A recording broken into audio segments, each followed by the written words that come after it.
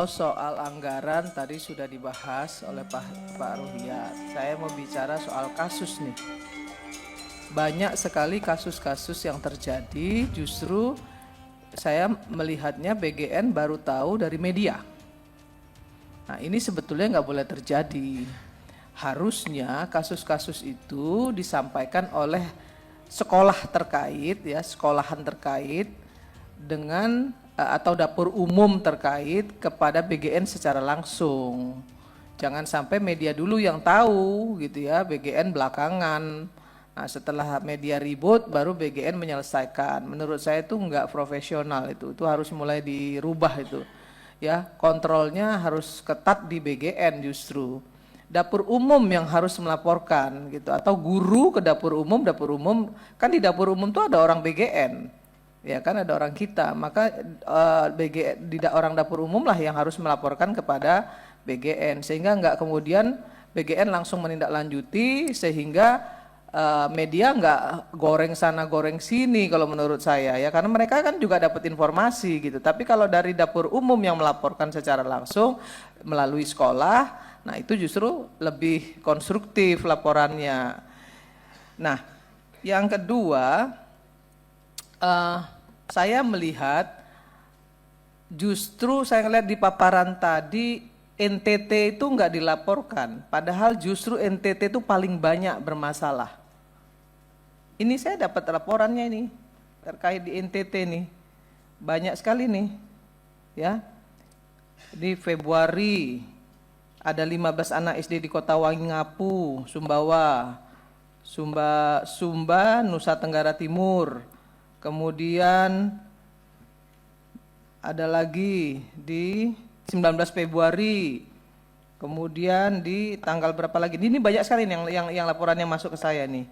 Nah, Pak, ini harus benar-benar menjadi perhatian, Pak. Daerah-daerah yang, mohon maaf ya, daerah-daerah yang miskin ini betul-betul harus jadi perhatian. Jangan sampai kemudian vendor menganggap mereka biasa cuman makan, mohon maaf ya, makan yang ini aja udah cukup, ya kasih ini aja lah gitu. Atau mereka biasa nih makannya begini, ya nggak apa-apa ya, ini aja udah cukup. Nggak bisa begitu. Nah, ini justru yang saya khawatirkan ini gitu. Maka vendor-vendor di daerah-daerah tersebut harus vendor yang sangat profesional gitu. Kalau vendor-vendor daerah tidak mampu memberikan yang terbaik bagi mereka, ya harus ada penanganan khusus di situ, Pak Dadan. Jadi ini yang sering terjadi banget nih. Saya ini terima banyak nih, Pak. Mungkin yang Bapak belum tahu nih. Nanti saya langsung saya forward ke Bapak ya. Nah, jadi ini justru malah lebih berbahaya lagi gitu ya, di daerah-daerah yang kondisi rakyatnya memang miskin, ini vendornya justru harus lebih bagus. Apa langkah konkret yang telah diambil oleh BGN untuk memastikan bahwa program BGN tidak menimbulkan dampak negatif bagi kesehatan siswa? Yang kedua, bagaimana BGN memastikan bahwa semua mitra penyedia makanan BGN memenuhi standar keamanan pangan yang ketat? Kemudian yang ketiga, apakah BGN memiliki mekanisme pemantauan dan evaluasi yang efektif untuk menindaklanjuti setiap laporan keracunan makanan? Saudara-saudara, hari ini memang ada yang keracunan.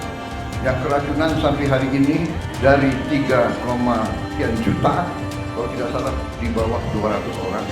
Yang rawat inap hanya 5 orang.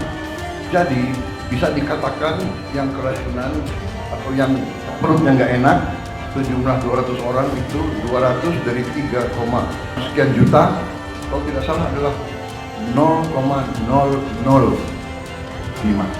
Berarti keberhasilannya adalah 99,99%.